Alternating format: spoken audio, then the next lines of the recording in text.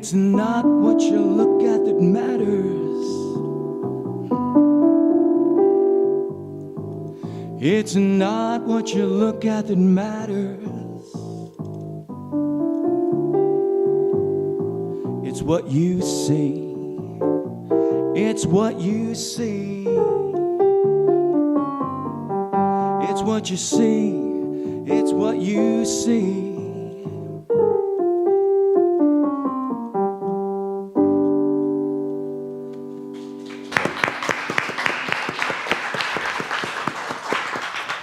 Thank you.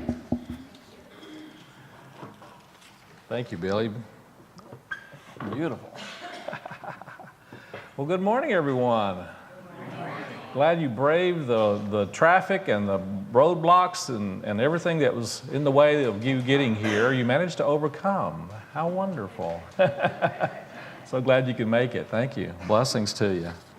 We have been doing, we've been on a journey the last several weeks. And it's an ongoing journey, but it's, you know, we're kind of making a conscious and conscientious effort to be in that journey. And the journey is really, in many ways, from our limited thinking self, not escaping that, but to expanding our understanding and awareness and experience of a greater self, of a greater being, of a greater awareness of our unique nature. And that's kind of what really our whole unity really is about, to me, in many ways, is really incorporating all of the awarenesses that we have on a physical human level, and also incorporating an understanding of ourselves as spiritual beings, that we are spiritual beings having a human experience. And it's a powerful journey. Wouldn't you agree? Wouldn't you agree? It's really one of the most valuable and most important and powerful journeys we can make in life. And we've been working with this wonderful tool for helping us along the way called Radical Self-Forgiveness by Colin Tipping, and the direct path to true self-acceptance. And it is really a wonderful opportunity and way of working with a lot of the things that are going on in our lives and within ourselves, and recognizing that they are there to allow us to know and experience even more of our connection with the presence of the divine, the presence of God, the presence of spirit, with our higher intelligence, our higher power or spirit, or whatever term really resonates for you about that which is greater and more in your life. And so we've been working with the idea and the understanding of self-forgiveness, and we've discovered that, you know, forgiveness is a challenge, it's in itself, but we're also exploring the understanding and the recognition that oftentimes forgiveness of others is easier than forgiveness of self. Anybody not know that or experience that at times in life? Sometimes we find it easier for us to forgive others than we do to forgive ourselves. And so this is a really, we're talking with, you know, working with a lot of the deep stuff. And the important and valuable thing about that is also to recognize that we don't really allow ourselves to experience the blessings of the divine when we're caught up in our own lack of self-forgiveness, in our lack of self-acceptance. In a real way, self-forgiveness and self-acceptance is one of the keys to opening the doors to our experiencing the blessings of God in our lives. Because when God doesn't withhold any blessing from us. Do you realize that?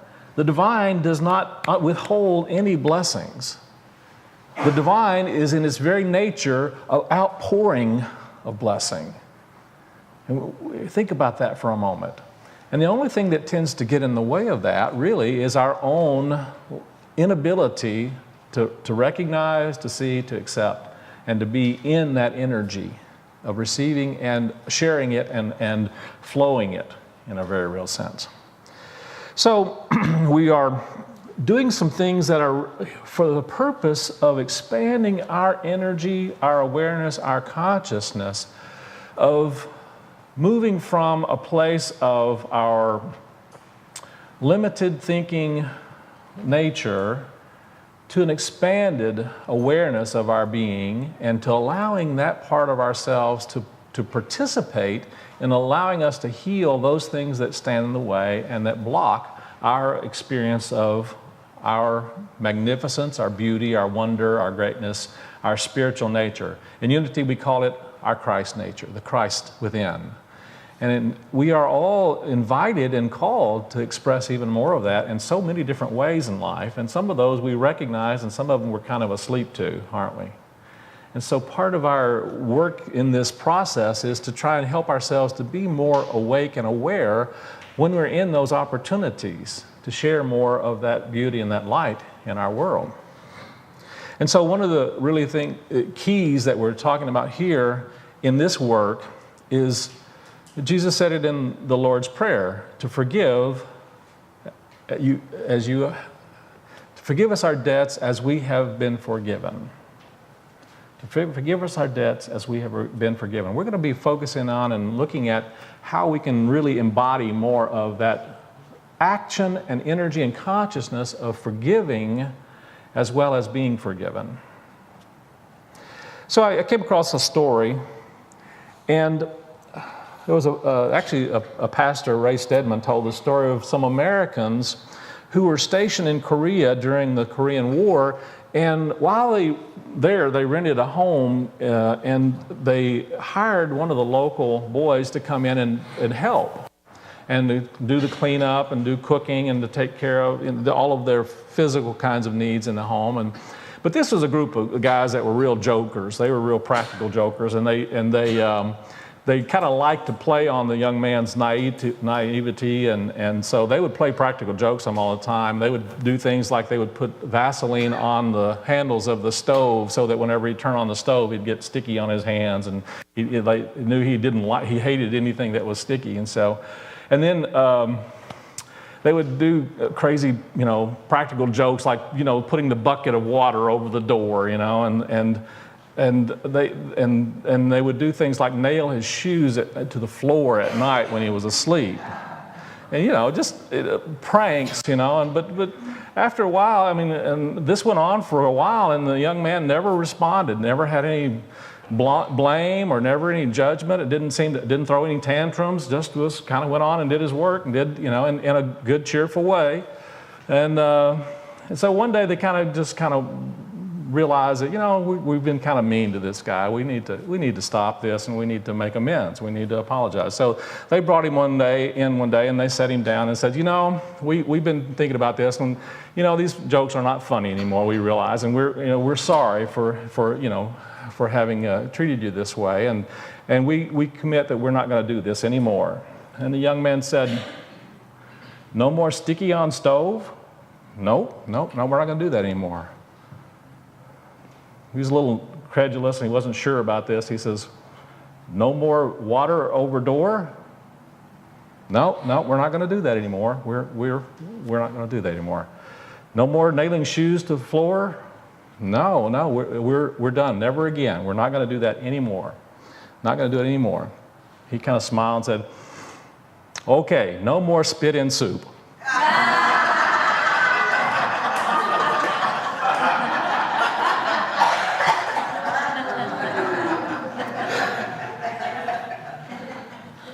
There are always consequences for all actions, wouldn't you agree? It's important for us to notice and be aware that there's always something going on. We may not be aware of it, but there's something going on. And I came across another story that I just really like, and there was a farmer, Farmer Joe, and he finally decided that his injuries from an accident were serious enough to take the trucking company that caused the accident to court. And he's in the courtroom, and the lawyer comes up and says, Didn't you say at the scene of the accident that you were fine? Didn't you say I'm fine? And the lawyer questioned him, and the Farmer Joe says, "Well, let me tell you what happened. I just loaded my favorite mule, Bessie, onto the... no, wait a minute. Stop. I don't want to hear your story. I want to know, did you not say," this is the lawyer speaking, "didn't you not say I'm fine at the scene of the accident?" And the farmer says, "Well, I just got Bessie into the trailer and I was driving down the road. No, stop. Your Honor, would you please instruct this witness to answer my question? I'm trying to establish the fact that at the scene of the accident, this man told the highway patrol that he was fine. And I believe that he's a fraud, and some weeks later he comes back later to sue my client. And I believe he's trying to defraud my client. And please tell him to simply answer the question. But by this time, of course, the lawyer is kind of intrigued wanted to hear a little bit more about his favorite mule, Bessie. So he says, well, I would like to hear the rest of the man's story. So Joe, then, of course, the farmer Joe, he thanked the judge, and he says, well, Your Honor, as I was saying, I just loaded Bessie on my favorite mule into the trailer, and we were driving down the highway when this huge semi-truck went through a stop sign and ran smack into the side of my vehicle, and it threw me into one ditch and it threw Bessie in the other. And I was hurting pretty bad. I didn't want to move. I was afraid to move. I didn't feel I should move. But I could hear Bessie over there just moaning. And I just knew that it was not good. Bessie was hurt really bad. And I just didn't know what to do. But then a patrolman came up and came over and heard Bessie moaning and went over to try and take care of him. And he reached down and looked at Bessie, and Bessie, he could tell that Bessie was just in a lot of pain. So unfortunately, he pulled out his revolver and he put Bessie out of her misery. And then he came over to me, and he had his revolver still in his hand. And he said, sir, I'm sorry, but your mule was just in a bad way, and I'm sorry, but I had to put her away. And but how are you doing? And that, sir, is when I said, I'm fine. As I get into my lesson, there is a point to this story. So we've been working with a process. It's a process called radical forgiveness. And it's a very powerful process, and it's a way of really moving us from experiences that are really kind of stuck in our heads and in our emotions into a deeper awareness of our spiritual nature, and to moving us beyond the limitations of our thinking and our belief systems, and even for that matter, our experiences, and even beyond our experiences to the feelings we have about our experiences. It's a way of moving us out of the places where we find ourselves stuck a lot of times. And so I want to share with you some thoughts and some insights this week about that process, and we're actually going to do some of the process. We're going to actually go through some steps today that I think will really help us to shift into an energy and a consciousness of release and freeing ourselves. So, are you ready to move into this? First of all, I want to say that Colin talks a little bit about 3 different types of intelligence, and I'm going to suggest to you there's actually a 4th, but I'm going to get into those briefly. The first one that he talks about is our mental intelligence. We have a mental intelligence. We think about things a certain way. It has to do with our thinking processes, and there's that kind of intelligence, and it's important and significant. And then there's also an emotional intelligence. There's an intelligence that has to do with compassion and caring and feeling, and also the hurts and the frustrations and the fears and the anxieties. And there's an intelligence that has to do with that as well. And he goes into also an understanding that even beyond those, we have a spiritual intelligence. We have an intelligence that is beyond our mental thinking capacity and beyond our emotional feeling capacity, and it is really that which is connected with our I am self. And that I am self is that which is directly connected with the universal intelligence, the intelligence of the one mind, the intelligence of God mind. And there's a part of us that is able to actually see and connect from that perspective and to really move into that awareness and that energy. I'm going to suggest to you that there's a 4th one that he doesn't talk about, and that is that we have a physical intelligence also. And that physical intelligence really has to do with what we do with the thoughts and the emotions that we have and how we store them. And the physical intelligence, we wind up, in many ways, these physical beings are like storage facilities, aren't they? We tend to store a lot of our thinking, belief systems, and our emotions in our physical being. So it's important to recognize those and to work with an understanding of how we can actually shift those energies that are getting stored in our physical being and expressed through our physical being, and be able to realign our thinking and feeling in such a way that our physical being is actually in harmony with that wholeness of who and what we've come here to be, and what we can be, and what we can experience, and what we can express in life. So those are the three kinds of experiences, of intelligences. And then another thing that I want us to talk a little bit about is, even when we're doing radical forgiveness, there is a tendency to have only an awareness of our spiritual nature, that we are spiritual beings living in having a human experience. And so it's sometimes easy for us to try to bypass some of the human experiences and only look at things from a spiritual perspective. And there's a value in seeing things from a spiritual perspective, but there are times that we actually do need to recognize and acknowledge the humanness in our lives and our human experiences. And so when we have certain circumstances and situations in life where we, on a human level, have been part of creating hurt and pain on the part of someone else, there's often an opportunity and a need to actually have what he calls a radical apology. Now, the difference between a radical apology and a regular apology is, I'm sorry, I did wrong, I didn't mean to, or I meant to, or whatever, I'm sorry, and I'm a sorry person for doing it. In some ways, we have this thinking, and then we wind up moving into a shame-based energy.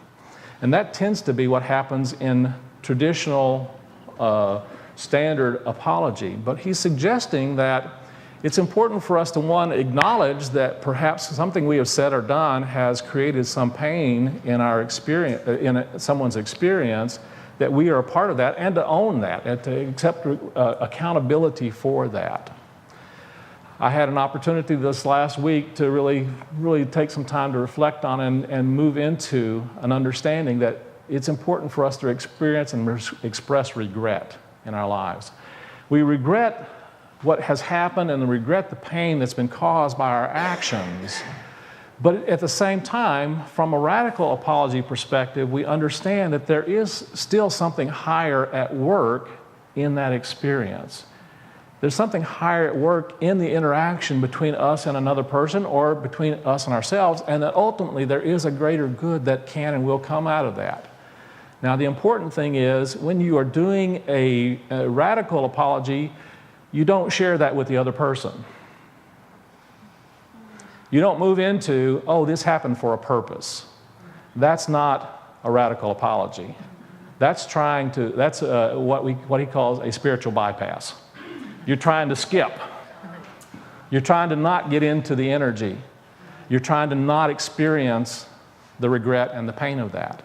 And it's understandable, but it doesn't free you from that experience. So it is important for us to move into an energy of an apology where you really sincerely feel a sense of regret for the pain that's there, for the pain that's gone on, the pain that you have helped to participate in creating, and you are a part of, and you are responsible for. You have, in your human level, have a responsibility to that.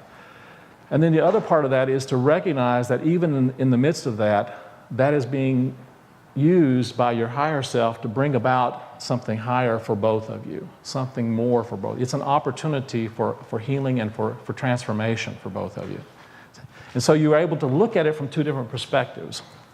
So having said that, Russell, would you mind passing out to everyone 2 sheets, give them each one 2 sheets of paper, 2 forms, and Fred's going to share a couple also. Let me have one of those if you don't mind, Fred. I'd like everybody to have a pen and something to write on, or a way to write. If you don't have a pen, we'll pass out pens.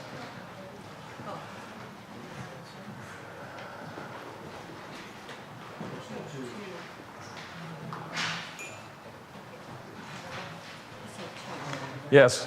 One of those is for us to work with today. The other one is for you to save and make copies of to use in the future.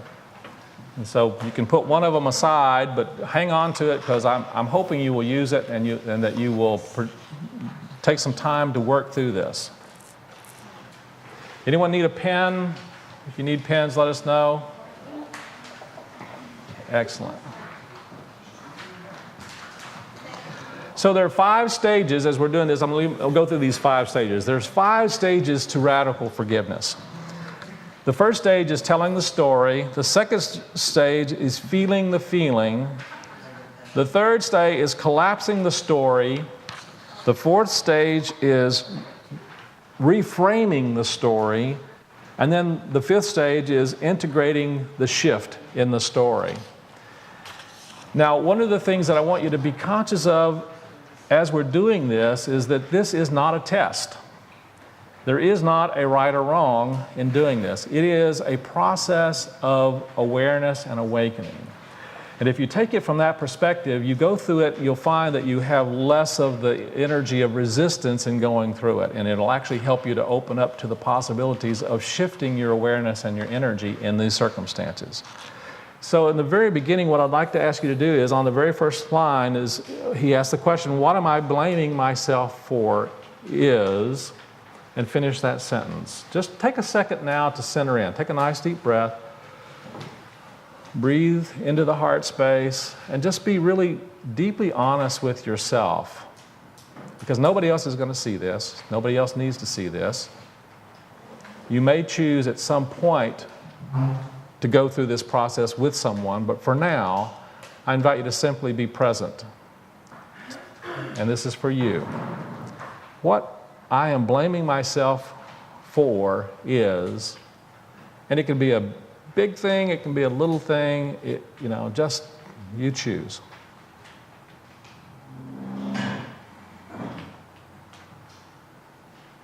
And pick one specific thing at this point. We don't need a laundry list right now. There's a whole other sheet for that. Yeah. I only gave you 2 sheets. I want you to make copies of the other one. So if you have others that you want to work with, then take those. Make sense?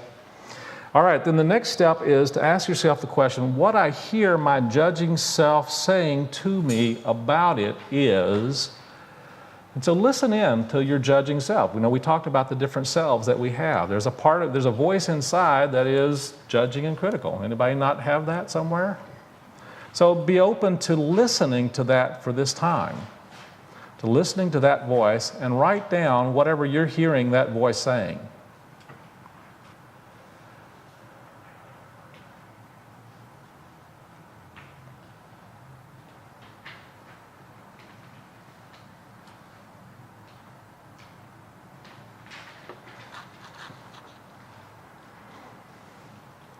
One of the things that happens when we have the judgmental voice is that when we try to ignore it and push it away, it gets louder and louder. So let's take a moment to listen.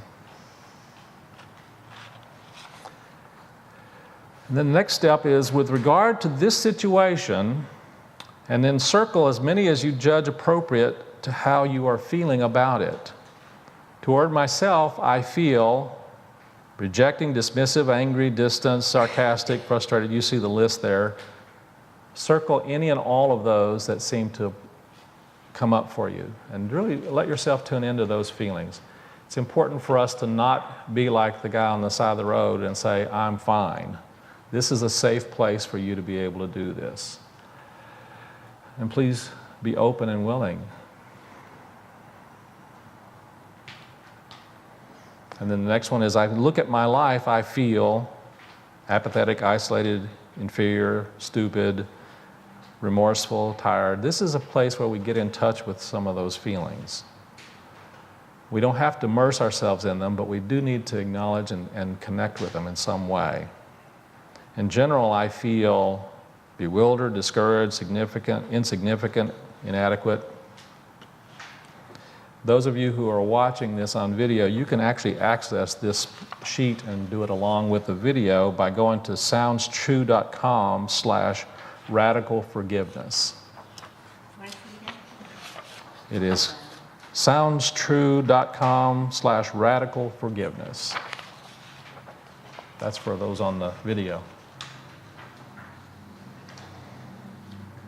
And then feel free to write any further comment that you have about how you're feeling about that experience.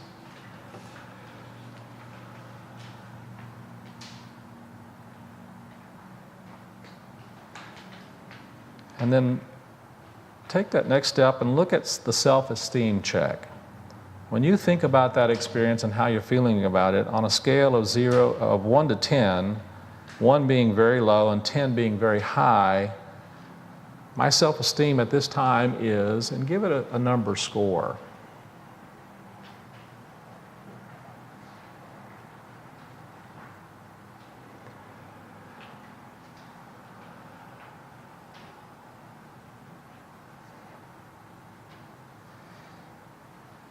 And we're still working with the feelings now and allowing ourselves to just get in touch with what they are.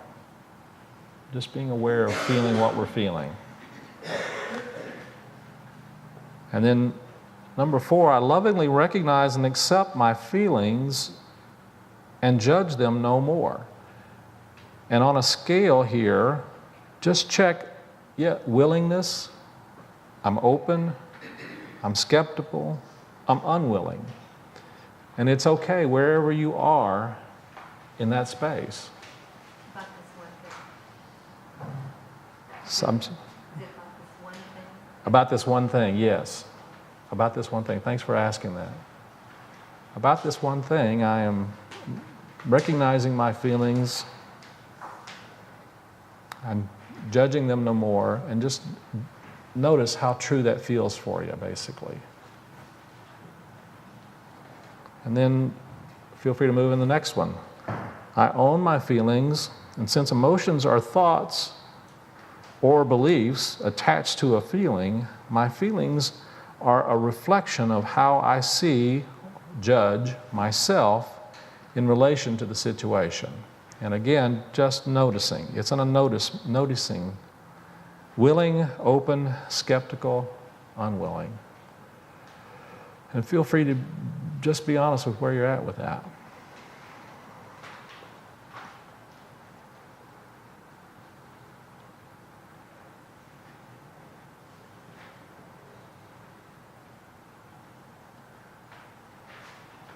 Now let's do a guilt level check, shall we? On number 6, the guilt level check on a scale of 1 to 10, 1 being very low, 10 being very high. My guilt level at this time, and give that a score of number.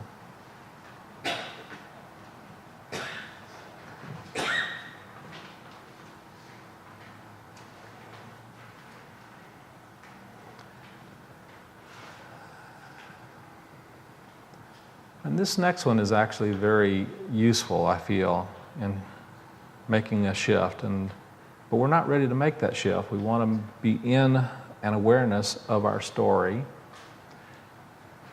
But number 7 is my guilt over what happened is appropriate or inappropriate. Circle 1 and explain why you feel like it's appropriate or inappropriate. Now, what he says is appropriate is that we did something consciously and intentionally and was within our control, or we didn't do something that was consciously, intentionally, and within our control. And then inappropriate is when we say or do something that causes harm that is not consciously or intentionally or within our control. So for example, we're driving down the street and we intentionally hit someone and cause injury. Or we're driving down the street and someone pulls out in front of us without our being able to see it or notice it, and we hit them. Can you see the distinction there? And so think about, is this guilt really appropriate for this experience?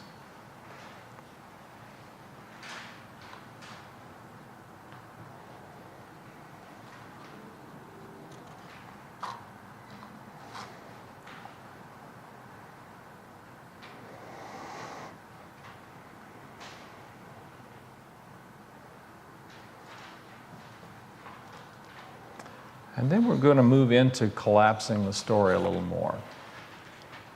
Number 8, even though I don't know why or how, I now see that my soul has created this situation in order that I learn and grow. And again, willing, open, skeptical, or unwilling. Just an awareness of where you're at.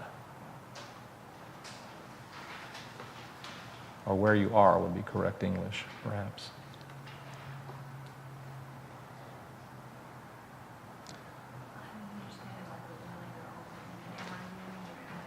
Yeah, just notice whether you're willing, open, or unwilling. It's just a noticing of where you are in the experience. Number 9, I'm willing to see that my mission or soul contract included having experiences like this for whatever reason.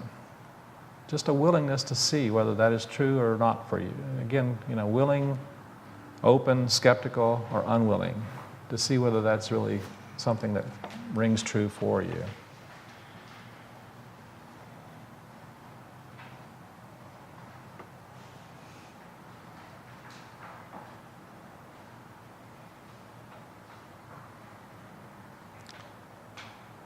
And number 10, I now realize that nothing I or anyone else has done is either right or wrong. I drop all judgment. Willing, open, skeptical, unwilling. Just notice where you're at with that. Not necessary to try and change it or make yourself be a different way. Just notice. This is an awareness tool, remember?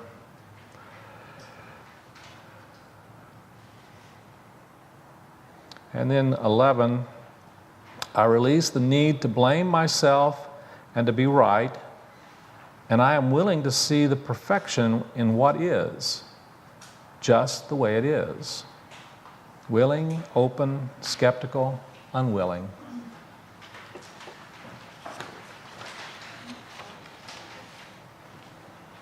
If we've done that, we'll go to the next page, or the other side of the page, I would say. Number 12, even though I may not know what, why, or how, I now realize that I and the others involved have been receiving exactly what we each had subconsciously chosen, and we're doing a healing dance with and for each other. Willing, open, skeptical, unwilling.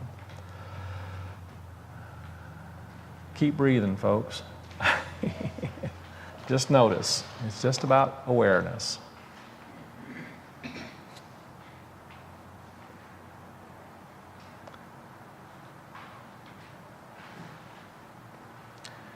I honor myself, number 13, I honor myself for being willing to play a part in others' healing and bless them for being willing to play a part in mine. Willing, open, skeptical, unwilling.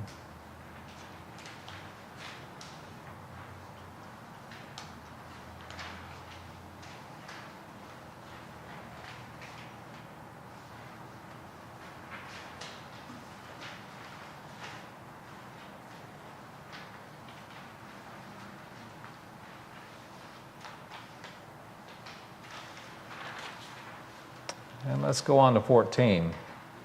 I release from my consciousness all feelings of, and refer back to number 3, the ones that you circled. And write down the ones that you circled.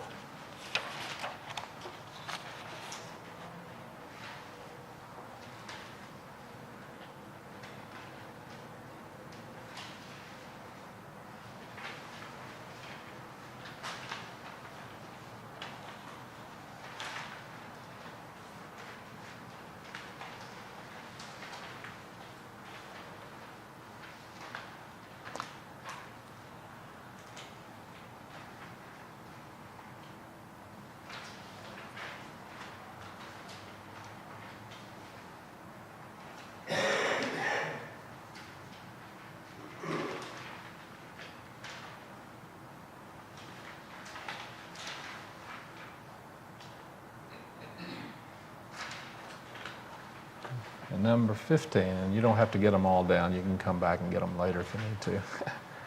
Number 15, I honor my willingness to see my misperceptions and bless myself for creating this opportunity to practice radical forgiveness. Willing, open, skeptical, unwilling.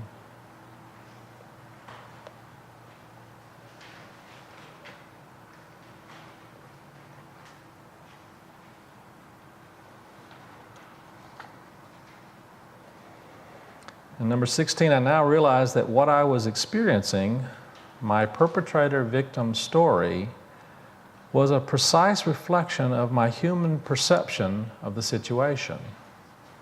I now understand that I can change this reality by simply being willing to see the spiritual perfection in the situation. For example, and then see if you can write out a different story. So let me say a little bit more about this. This is called a reframe. And what might be valuable for you to think about is not to necessarily make up something that you think it could be, but to listen to see if there is possibly some benefit that you or the other may be experiencing or receiving from that experience. Is there some benefit on a spiritual or soul level? Some maybe lesson that you feel like you were able and needed to hear or learn? And just be open to what that might be.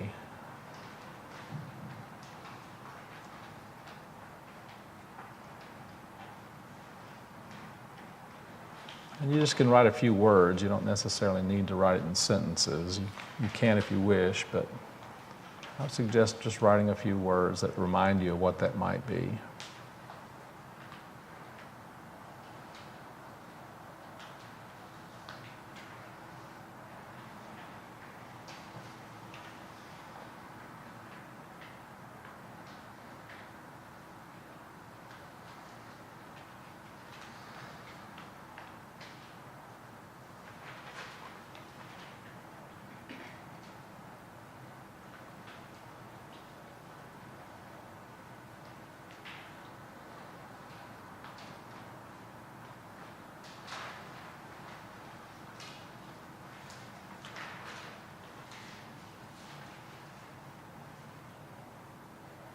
So again, we're not looking necessarily for the reason, but for the possible purpose that it might serve.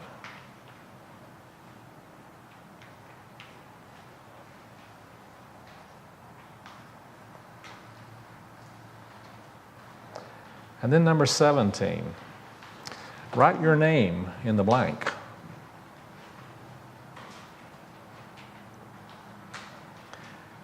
And Colin actually recommends that you actually speak all of this aloud at some point. We're not going to try and do that here because it'd be a cacophony of different voices, but at some point it would be valuable for you to read all of this aloud. But this part I think it'd be valuable for us to actually read aloud together and say your name. Would you be open for doing that, number 17? All right, let's start there. Together. I completely forgive myself, Tony Roebuck, and accept myself as a loving, generous, and creative being. I release all need to hold any negative emotions to ideas of low self-worth. I withdraw my angry from the past and release all barriers against the love and abundance that I know I have in this moment. I create my thoughts, my feelings, and my life, and I am empowered to be myself again, to unconditionally love and support myself just the way I am in all my power and magnificence. Just take a nice deep breath. And again, you can just notice a willingness, unwillingness, or openness. What are the ones? Willing, open, skeptical, or unwilling. Just notice where you're at with that. And then let's move on to 18. And write in the word or the term that you use for your higher power, whether it be God, divine intelligence, universal mind, whatever word that really resonates for you. And let's go ahead and read 18 together. I now surrender to the higher power I think of as God and trust in the knowledge that this situation will continue to unfold perfectly and in accordance with divine guidance and spiritual law. I acknowledge my oneness and feel myself totally reconnected with my source. I am restored to my true nature, which is love. I close my eyes in order to feel the love that flows in my life and to feel the joy that comes when the love is felt and expressed. Take a nice deep breath and just be open to feeling that. And then just notice where you are with experiencing that and feeling it. It's okay if you're in unwillingness or skepticism, or whether you're in openness or totally willing.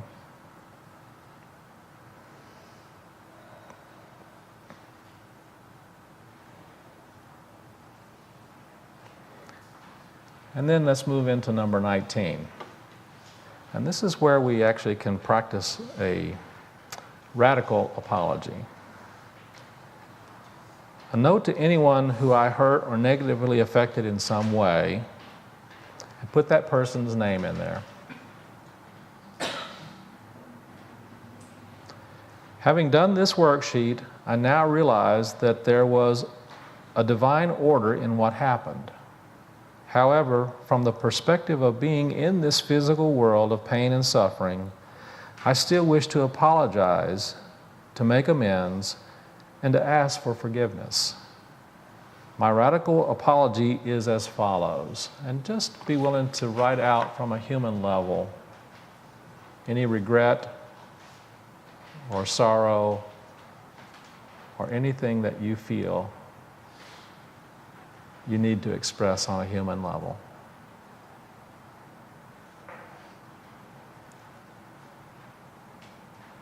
Just not moving into the spiritual bypass, but just really being willing.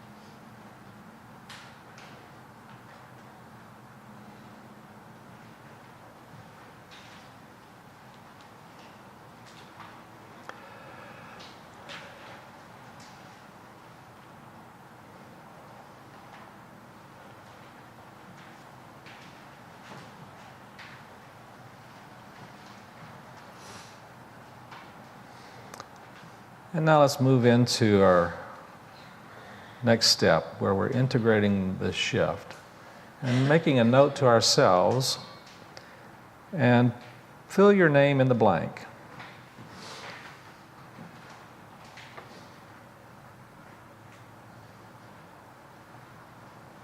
And let's go ahead and, if you're willing, let's go ahead and read that aloud together as well. Together? I completely forgive you, Tony Roebuck, for now I realize that you did nothing wrong and that everything is in divine order. I acknowledge, accept, and love you unconditionally, just the way you are. I recognize that I am a spiritual being having a human experience, and I love and support myself in every aspect of my humanness. Just take a deep breath. And just be willing to notice also in that space the willingness, the openness, the skepticism and or the unwillingness, and just notice that as well. You may be in that energy fully, and it may be that there's more, another sheet you need to do on this, and sometimes doing more than one is valuable. And then under self-esteem check, on a scale of 1 to 10, 1 being very low and 10 being very high, my self-esteem now is, and just notice what your self-esteem is now. About this situation.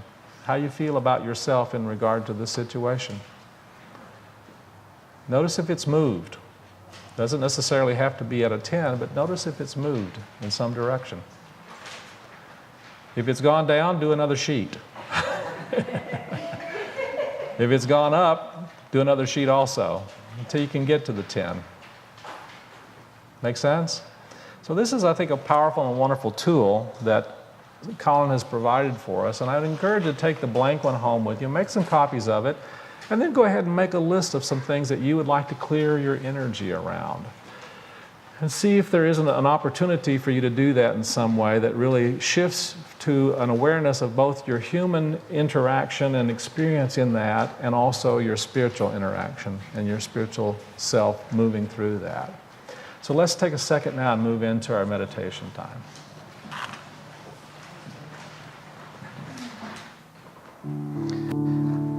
So take a nice deep breath and breathe into the heart space and just listen and feel and hear these words as your own voice, your own loving voice, your own loving self. I completely forgive myself. And hear your name.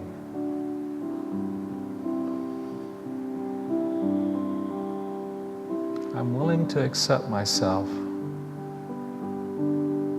as a loving and generous and creative being.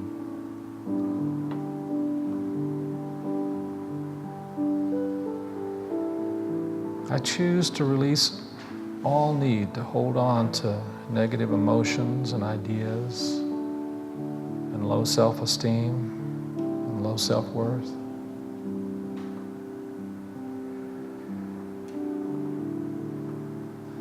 I choose to withdraw my energy from the past and release all barriers against the love and abundance that I know I have in this moment.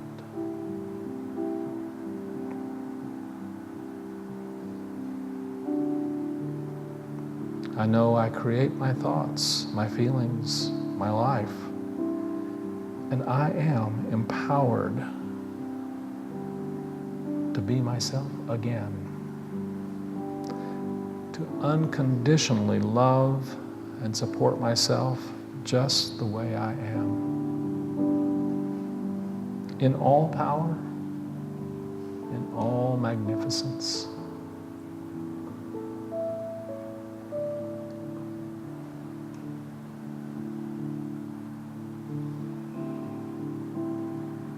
And I now surrender to my higher power, Spirit, God, the divine, the oneness,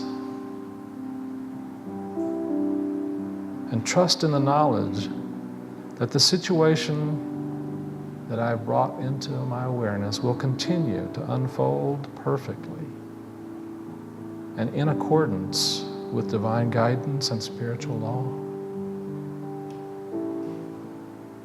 I acknowledge my oneness and feel myself totally reconnected with my source. I am restored to my true nature, which is love.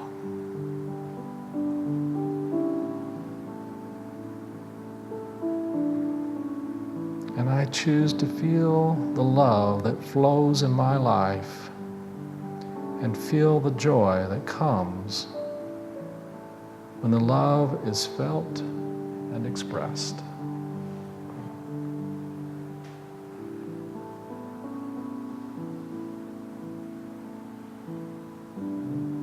So take now a nice deep breath.